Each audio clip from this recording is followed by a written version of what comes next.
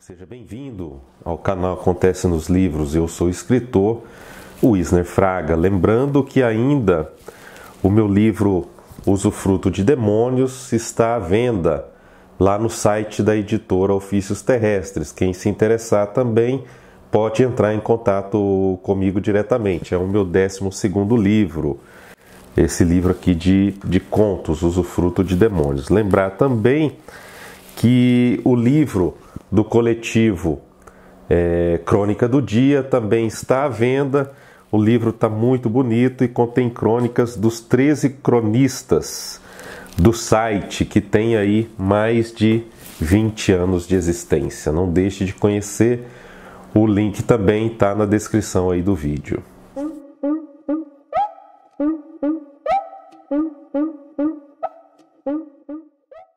O Plantador de Abóboras, este é o título do livro de Luiz Cardoso, editado aqui no Brasil pela Todavia em 2022. Luiz Cardoso é um escritor timorense, ele mora atualmente em Portugal, ele é autor de vários romances, entre eles Crônica de uma Travessia, que foi publicado em 1997, Olhos de Coruja, Olhos de Gato Bravo, um livro ali de 2002, A Última Morte do Coronel Santiago, que é um livro um pouco mais recente, entre outras diversas obras. Ele foi vencedor com este romance aqui do Prêmio Oceanos em 2021.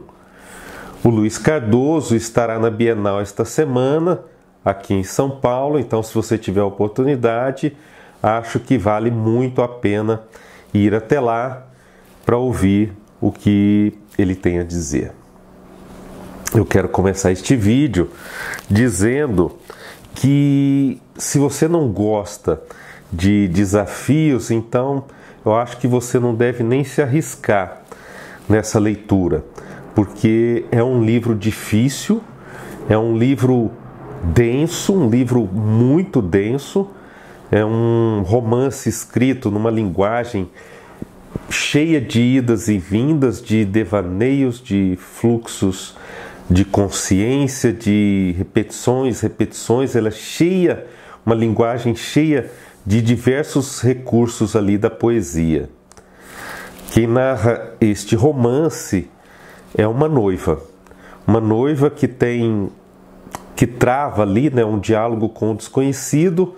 Esse desconhecido pede a ela para plantar abóboras ali na terra em que ela vive. Por meio dessa conversa, desse diálogo, ela pretende então desvendar a história de guerras do Timor-Leste, a começar pelos portugueses, que recrutaram soldados de diversos outros países para conter ali no Timor os primeiros movimentos de independência do povo timorense. Então, é basicamente esta a história do livro. Mas isso também não está totalmente explícito, né?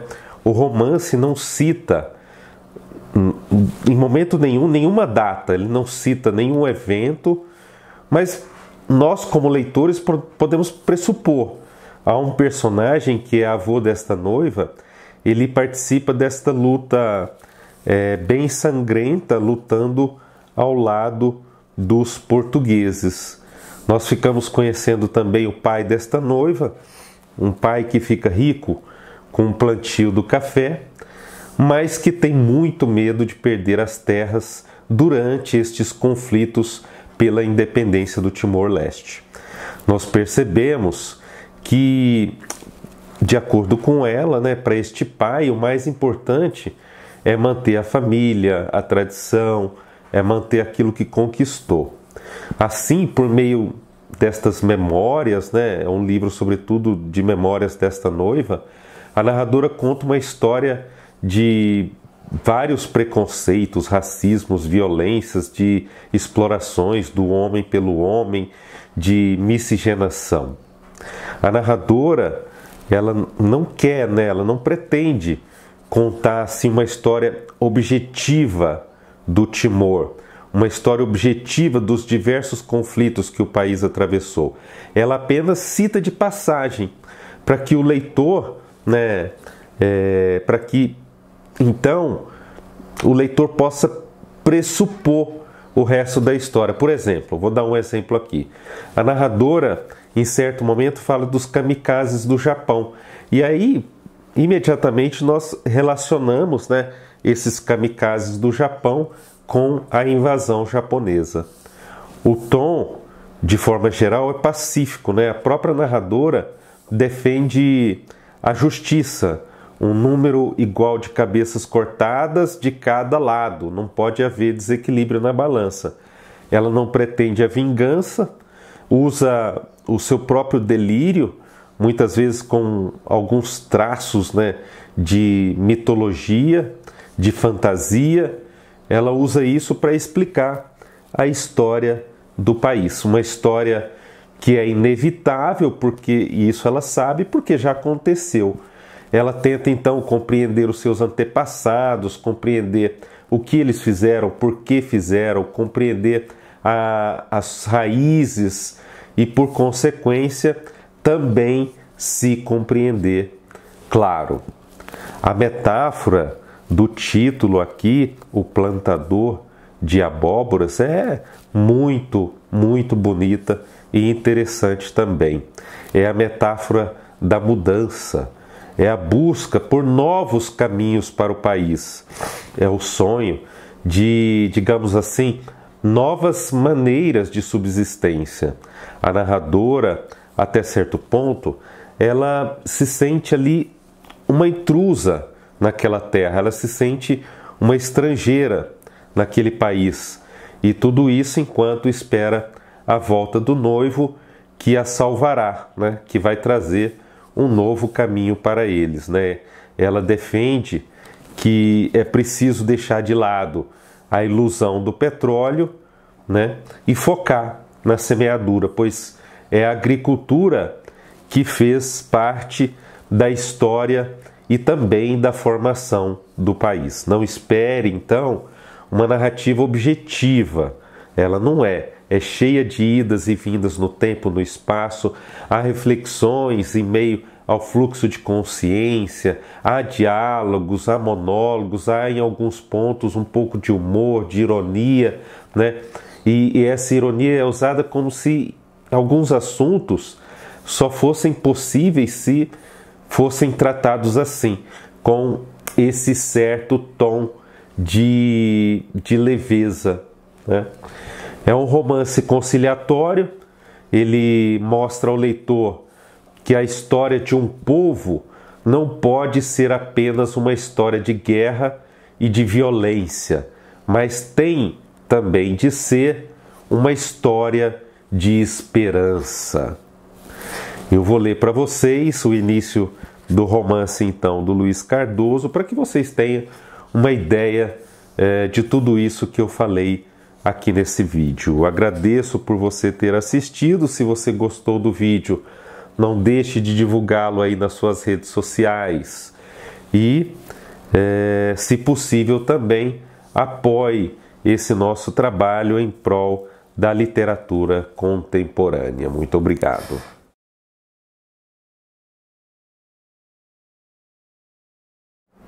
Mãos, não tenho memória das tuas mãos, não sei quem sejas, não sei de onde vens, não sei quem eras antes de entrares nesta casa para me dizeres que gostarias de plantar abóboras.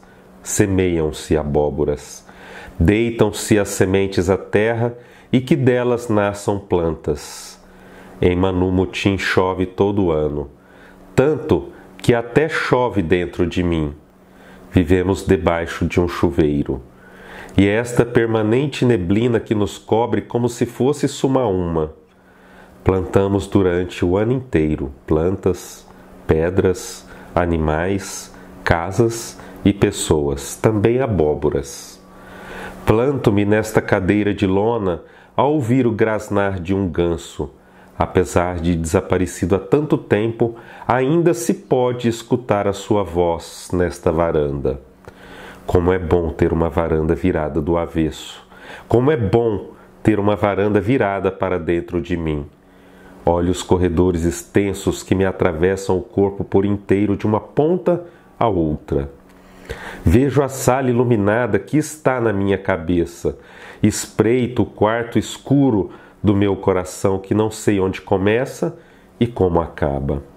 Observo a minha sombra vestida de noiva que passeia pelo jardim de rosas com o seu longo vestido branco à espera do noivo que provavelmente nunca virá. Ainda queres semear abóboras? Ou foi algo que te ocorreu dizer para justificares a tua vinda? Não creio que tivesse sido um acaso. Sabias muito bem ao que vinhas. Sabias como havias de proceder. Entraste aqui como se conhecesses os cantos à casa e seguraste as minhas mãos como ninguém havia feito, para me informares de que gostarias de plantar abóboras. Semeiam-se abóboras. Não tenho memória das tuas mãos ou de alguém que me tivesse segurado as mãos desta maneira. Não tenho memória de alguma vez alguém me ter segurado as mãos da forma como fazes. Não tenho memória de alguma vez quem me segurasse as mãos tivesse realmente mãos.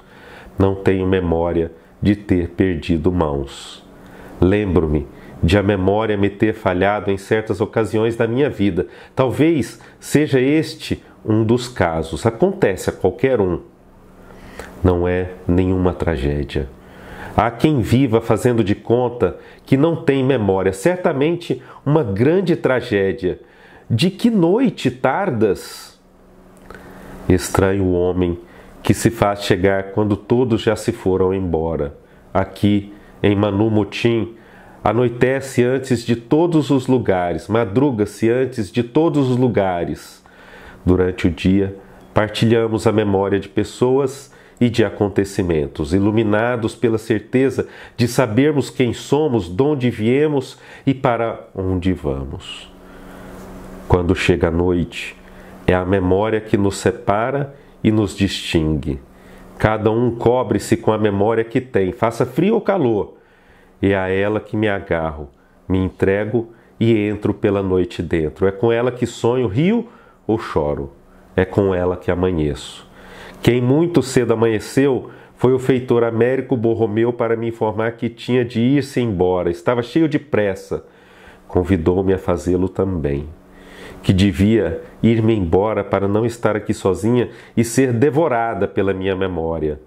Que estou povoada de ausentes. Não dos que foram embora para a cidade de Dili, mas dos que partiram e não se ausentaram. Passaram para o outro lado da neblina, onde se movem como num teatro de sombras. Já não fazem sombra a ninguém. Quem sou eu?